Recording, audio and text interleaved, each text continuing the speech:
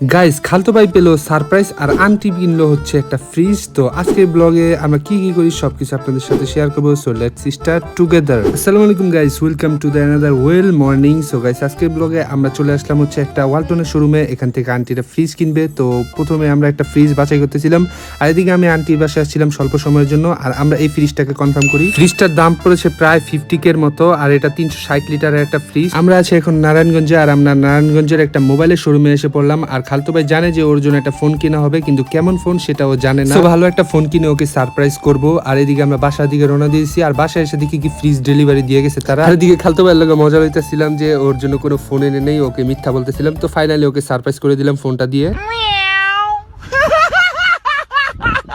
জীবনের first phone পেয়ে তো খালতো ভাই মহা খুশি। আর এদিকে আমরা পরের দিন সকালবেলা যাওয়ার আগে কামরাঙ্গা পাইরা বাসার দিকে রওনা দিয়ে দিছি। আর গাইস আজকের ভিডিওটা এই পর্যন্তই। I will see you in the next video. Bye by.